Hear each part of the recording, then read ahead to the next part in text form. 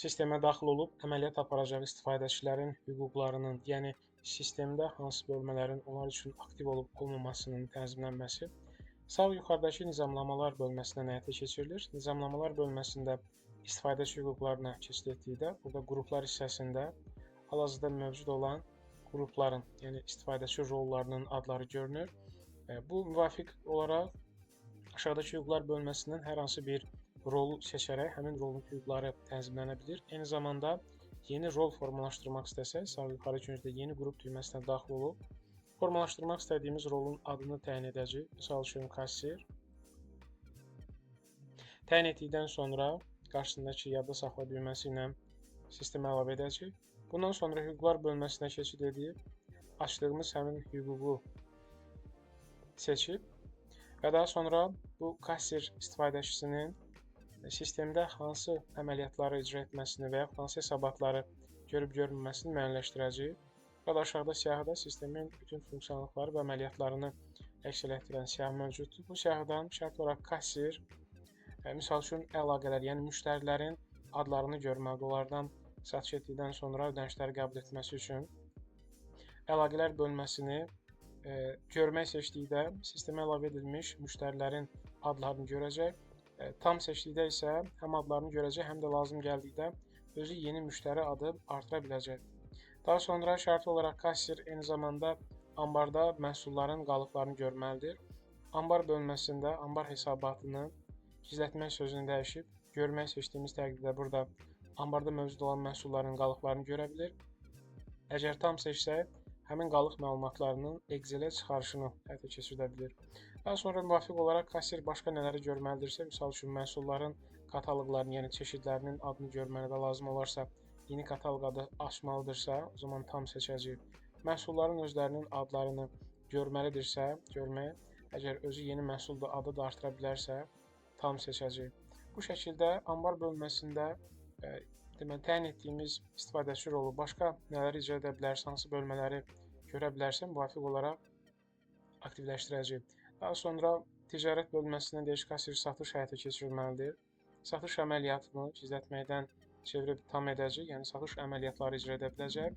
Tam etdikdən sonra bu əməliyyat olduğu üçün qarşısında tənzimləmə düyməsi mövcuddur. Tənzimləmə düyməsini açaraq satış əməliyyatının icrası ilə bağlı daha detallı tənzimləmə həyata keçirmək olur. Misal üçün, icra edilmiş bütün əməliyyatları, yəni bütün satış əməliyyatlarını mı görsün, yoxsa sadəcə öz icra etdiyi əməliyyatları mı görsün, seçim edə bilir. Daha sonra icra edilmiş qayməni silə bilsinmi, həmin qayməyə sonradan düzəliş edə bilsinmi, qaymənin ödənişi ilə bağlı tarix qura bilsinmi, xatırlatma məqsədli, ödəniş cədvəli qura bilsinmi, yəni hissəli ödəniş, 3 aylıq, 6 aylıq və s.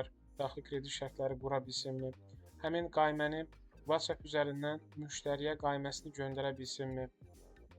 Eyni zamanda qaralama funksiyası da var. Bəzən ola bilər ki, istifadəçilər sadəcə sənədi açırlar, amma onun təsdiqini başqa bir istifadəçi həyata keçirməlidir. O zaman bu istifadəçilərə yalnız qaralama istifadəçi rolu təyin olunur. Beləliklə, həmin əməkdaşlar satış qayməsini işləyən zaman onların satışları başqası tərəfindən təsdiq olunduğu təqdirdə yalnız satışa çevrilmiş olur.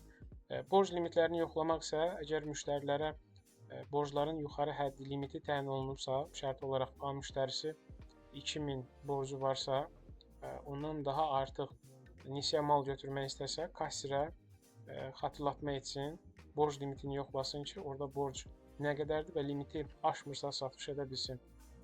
Əgər limiti aşırsa, satış edə bilməsin. Borc limitini aşma icazəsi isə yoxlama aparacaq, amma kassirə bildiriş verəndən sonra kassir təsdiq düyməsinə klikləyə biləcək mənasına gəlir. Çap səlahiyyətləri isə satış icra ediləndən sonra sənədin baxışını aça bilərmi, yəni qayməni açıb baxa bilərmi, qayməni yükləyə bilərmi sənəd formasını və yaxud qayməni çapa göndərə bilərmi şəklində seçimlər həyata keçirilir.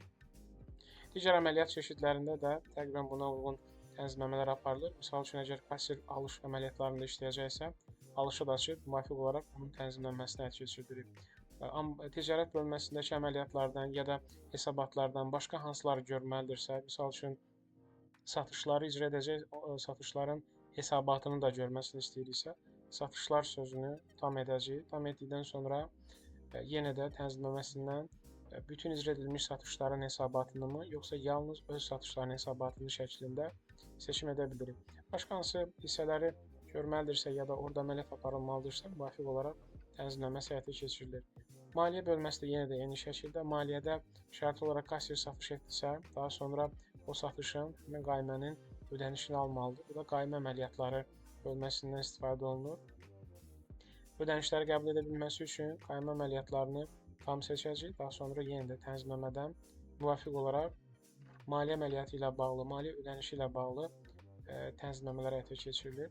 Digər tərəfdən, əgər kassir eyni zamanda kassadan şirkət üçün xərc əməliyyatlarının icrasında işləyəcəksə, xərclər müvafiq olaraq aktivləşdirilə bilər. Müştərilərdən avans alacaqsa, avans aktivləşdirilə bilər. Digər əməliyyatlardan hansılar ona həvalə olunacaqsa, müvafiq olaraq əməliyyatlar aktivləşdirilə bilər. Eyni şəkildə digər bölmələrdən hansı səlahiyyətlər əməkdaş üçün təyin olunubsa, əməliyyatın icrasına həyata keçirilməlidirsə, müvafiq olaraq aktivləşdiriləcək. Eyni zamanda sütunlar və maya dəyər bölməsi mövcud sistemdə ayrıca olaraq. Bunun məqsədi hansısa bir əməkdaşa ambar hesabatını görmə icazəsi vermişiksə, amma ambarda məhsulların çeşidləri, adları, ölçü vahidləri yanaşı, satış qiymətləri və ambardakı miqdarlarla yanaşı, eyni zamanda məhsulların maya qiymətləri də görünür. Maya qiymətlərinin görünməsi həm ambar hesabatında, həm məhsulların nomenklaturasında, həm satış qaymələrinin daxilində bir neçə yerdə məhsulların maya qiymətlərinin görünməsi imkanı mövcuddur. Əgər səlahiyyət təyin olunan əməkdaş sadəcə məhsulların satış qiymətləri və sayları ilə, yəni ambar miqdarları ilə çalışacaqlarsa, yəni onların ambardakı məhsulların maya qiymətlərinin görməsinə ehtiyac yoxdursa, o zaman müvafiq olaraq maya qiymətinin göründüyü sütunlar deaktiv oluna bilər. Daha sonra MSK bölməsi, yəni admin panel bölməsi hazırda üzərində çalışdığımız bu hissə nəzərdə tutulur MSK. Burada kassir hansı əməliyyatlarısa icra edə bilərsə ya da hansısa parametrləri düzəliş edə bilərsə, müvafiq olaraq aktivləşdirilə bilər. Misal üçün, kassir satış edəndən sonra qaymə sənədini şapa göndərməlidirsə, o zaman MSK bölməsindən sənədlər hissəsini aktivləşdirəcək ki, sənədlər kassirə görünən olsun və onu çapa göndərə bilsin.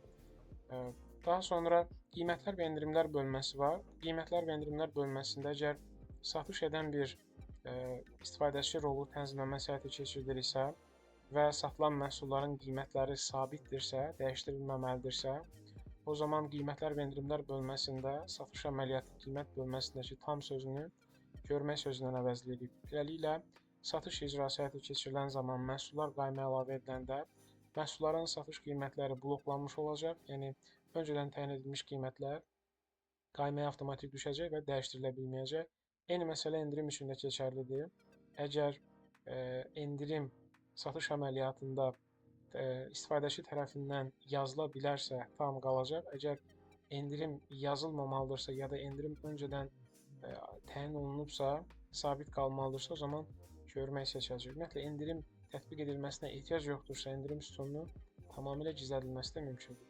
Bu formada istifadəçinin hüquqlarını müvafiq olaraq seçib tənzimlədikdən sonra bu istifadəçi rolunu hansı əməkdaşa həvalə edəcəksə, sol tərəfdəki istifadəçilər bölməsinə daxil olub, həmin əməkdaşın adının qarşısındakı 3 xəttin düzəliş etsək, müvafiq olaraq istifadəçi rolunu təyin etdiyimiz rolla əvəzləyib yadda saxlaya bilərik.